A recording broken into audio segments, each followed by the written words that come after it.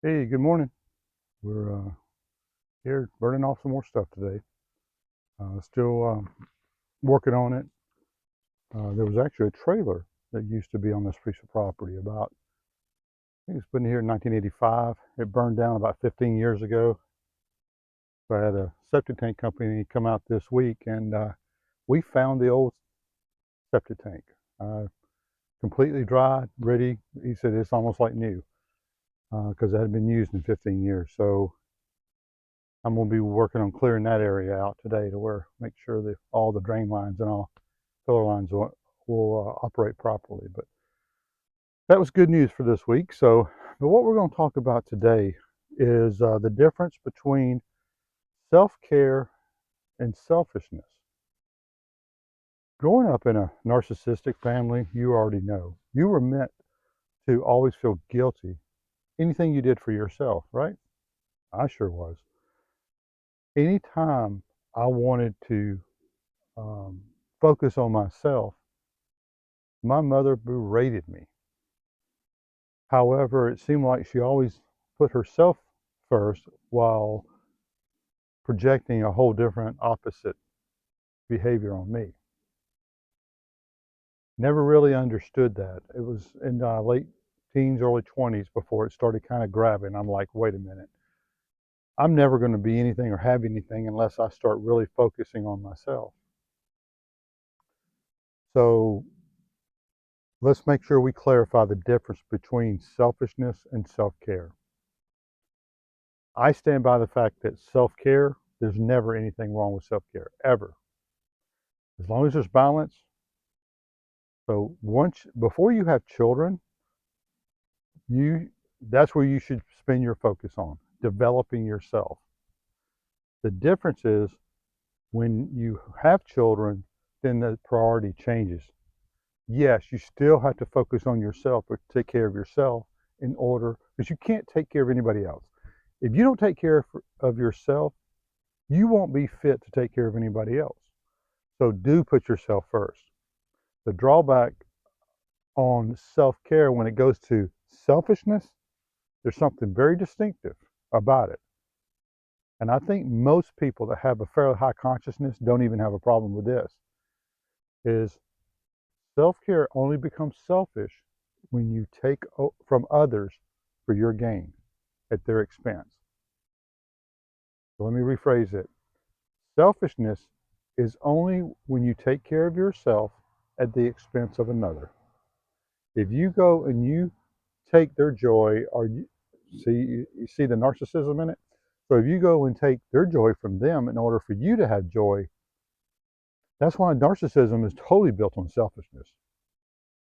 There's zero self-care. However, it seems like they put themselves first, right? They do put themselves self first at the expense of another. So hopefully I broke that down to make sure you understand. Let me go back through it. I want to make sure. So when you take care of yourself, when you put yourself first, remember, you can't give to anybody else what you don't have for yourself. If a friend wants to borrow $6 and you only have 5, you can't give it to them. You can't loan it to them. That's the same thing with love. If you don't have self-love, how in the world are you going to love somebody else? So remember, you must have for yourself anything before you give it. And you're never required to give everything. Just give, give, and give till you're all exhausted and now you're all empty and you're feeling broken and you've done what they said. That's that altruism. I believe I said it right. It's giving, giving, giving, giving through the service of yourself. There's nothing wrong with helping others, but we have a problem balancing that, of understanding when it's okay to take care of ourselves, when it's okay to put ourselves first. There was a lady, nobody smoked. There was a lady that she felt guilty because she didn't take her child with her and her husband on a weekend trip. She said, but I just wanted time for me and my husband. I said, there's nothing selfish about that. You need time because if you have a better marriage, you're going to be a better parents to your child. So that becomes a win situation, a win-win. That's what you look for. Is the choices you're making, is it going to create a win-win for all parties involved? When I do a real estate deal, are all parties winning? I'll tell you this example of my father. He went and bought a car one time, and it disgusted me the way he explained it to me.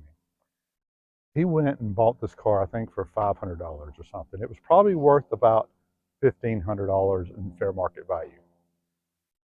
But the lady was asking like 800, little old lady, 800. He knew it was worth more than that, beat her down to 500, and then laughed about how he got one over on her.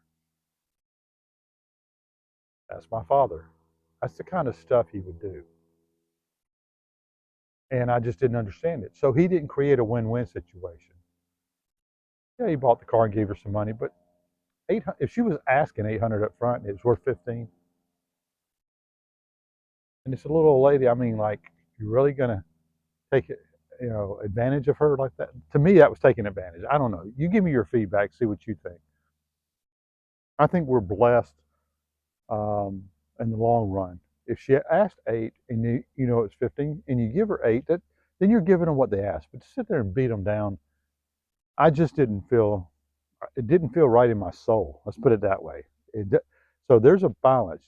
You can always make money on so many different projects. There's so many different ways. You don't need to go ripping people off. You don't need to steal. You don't need to manipulate. All that does is create a negative cause and effect, negative karma, whatever you'd like to call it, consequences. The whole idea is understanding he took care of himself at the expense of another. When in fact, if he'd just given her the $800, I think that's a win-win because she asked for it. He gave it, then, but he continued to create a negative to where it was all one-sided. I think he sold the car for 2,000 or something like that. I don't remember the details. But come on, there's a balance, and I believe in that all the way around. That as long as we treat people fairly on all our dealings and are fair with our dealings, we'll have so many more opportunities. Because what it does, it raises our awareness, our consciousness level, so we see opportunities we normally wouldn't see. We have opportunities happen. Plus, you live with peace in your mind, body, and spirit. You live with completeness. I don't care how much money you have. If you don't have that wholeness within you, that money can't buy the wholeness. And a lot of people believe they go out and make money first, then they can get their wholeness, but it seems to work just the opposite. Once we find our wholeness, if you're struggling financially, I say find your wholeness, work on your wholeness, mind, body, and spirit balance. Get those in harmony, opportunities will come to you, and you will see opportunities and feel different about who you are. The better you feel about who you are, the easier it is and the more simple it is to thrive in life. So those are words today regarding selfishness and self-care. Bottom line is narcissism is built totally on selfishness. While throwing it at you, you're the selfish one. Nothing wrong with self-care, as long as you don't do it at the expense of another. This is Joe Cox, Life Made Simple, getting you through this narcissistic world. From my heart to yours, blessings.